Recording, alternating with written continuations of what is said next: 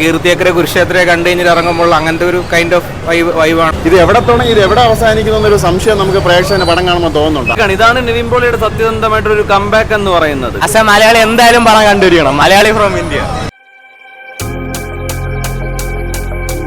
Average ആയിരുന്നു വലിയ മെച്ചമെന്ന് പറയാമെന്നുള്ള ഇതൊന്നുമില്ല. ജനഗണമനയൊക്കെ പ്രതീക്ഷയാണ് വന്നത്, പക്ഷേ അതൊന്നും അല്ലായിരുന്നു. സാധനം ക്രിഞ്ചായിരുന്നു, വേറെ വലിയ മെച്ചമായിരുന്നു. പ്രതീക്ഷ അത്രയൊന്നുമില്ല. കുറേ വന്ന് പൊക്കാൻ നോക്കി വരും, പക്ഷെ ഒന്നും ഓരോരുത്തർ എത്താതെ പോയി. എന്താ പറയുക, പ്രതീക്ഷ അത്രയൊന്നുമില്ല. നിവിൻ്റെ പടം ഇപ്പം നിതിൻ മോളിയൊക്കെ കണ്ടിട്ട് വന്നിട്ട് അങ്ങനെ എക്സ്പെക്ട് ചെയ്ത് കഴിഞ്ഞാൽ നമുക്ക് ഉണ്ടാവും. അങ്ങനെ കോമഡി എലമെൻസ് ഒന്നും അല്ല, പടം സീരിയസ് ആണ്.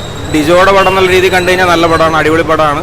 നമുക്ക് എന്താ പറയുക, കീർത്തിയക്കരെ കുരുക്ഷേത്രയെ കണ്ടു കഴിഞ്ഞിട്ട് ഇറങ്ങുമ്പോൾ അങ്ങനത്തെ ഒരു കൈൻഡ് ഓഫ് വൈബാണ് പടം ഇറങ്ങുമ്പോൾ കിട്ടുന്നത്. നല്ല പടമാണ്. എനിക്കൊരു ആവറേജ് എക്സ്പീരിയൻസ് ആയിരുന്നു.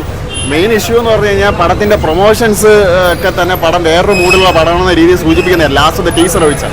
അപ്പോൾ അത് എൻ്റെ ഒരു നെഗറ്റിവിറ്റി എനിക്ക് പടം കണ്ടപ്പോൾ തോന്നി. കാരണം ഇത് എവിടെ തുടങ്ങി ഇത് എവിടെ അവസാനിക്കുന്നൊരു സംശയം നമുക്ക് പ്രേക്ഷകന് പടം കാണുമ്പോൾ തോന്നുന്നുണ്ട്. അത് ഒഴിവാക്കായിരുന്നു. എൻ്റെ പടം ഇതാണ്, ഞാൻ ഇങ്ങനെയാണ് ഈ പടം എടുത്തിരിക്കുന്നത് എന്നുള്ളത് നമ്മളൊരു പബ്ലിസിറ്റി മെറ്റീരിയൽ വരുമ്പോൾ തന്നെ ആദ്യമേ കാണിച്ച് പറഞ്ഞ പ്രശ്നമല്ല, ഈ കൺഫ്യൂഷൻ വരില്ല. അതിൻ്റെ ഒരു പ്രശ്നമുണ്ട്. പെർഫോമൻസ് അഭിനയിച്ചവരൊക്കെ നന്നായിട്ടൊക്കെ ചെയ്തിട്ടുണ്ട്, പക്ഷേ പടം ബേസിക്കലി വർക്കായില്ല. ഒരു ആവറേജ് എക്സ്പീരിയൻസ് ആയിരുന്നു. എങ്ങനെ ഉണ്ടായിരുന്നു സിനിമ? എങ്ങനെ ഉണ്ടായിരുന്നു? വർക്കായില്ല. മൂവി ബ്യൂട്ടിഫുൾ ഫിലിമാണ്.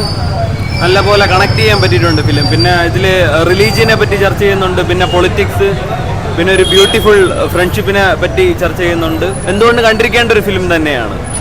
ഒരു എന്തായാലും ഇത് ബ്ലോക്ക് ബസ്റ്റർ ആവാൻ ചാൻസ് ഉണ്ട്. നല്ല മൂവിയാണ്. എങ്ങനെയുണ്ട് നിവിൻ പോളിയുടെ ഒരു കംബാക്കാണ്. ഇതാണ് നിവിൻ പോളിയുടെ സത്യസന്ധമായിട്ടൊരു കംബാക്ക് എന്ന് പറയുന്നത്. പിന്നെ നിവിൻ പോളി ആണെങ്കിലും ഇതിൽ വേറൊരു പുള്ളിക്കാരൻ്റെ ഒരു പുള്ളിക്കാരുണ്ട്, നല്ല അഭിനയമായിരുന്നു. അവരുടെ ഫ്രണ്ട്ഷിപ്പൊക്കെ അടിപൊളിയായിരുന്നു.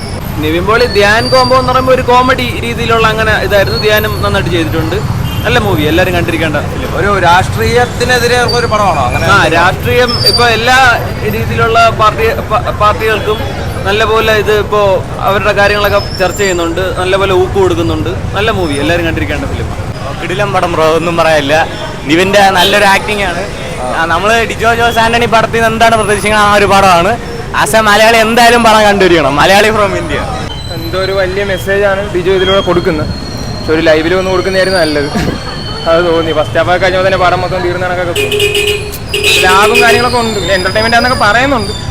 ഇത്ര സമകാലിക രാഷ്ട്രീയ സാഹചര്യത്തെ പറ്റിയൊക്കെ അവർ സംസാരിക്കുന്നുണ്ട്. പിന്നെ ഓവറോൾ ഒരു ഇമോഷണൽ ഫീൽ ഗുഡ് ഡ്രാമയാണ് പടം. പിന്നെ നിവിൻ പോളി നന്നായിട്ട് ചെയ്തിട്ടുണ്ട്.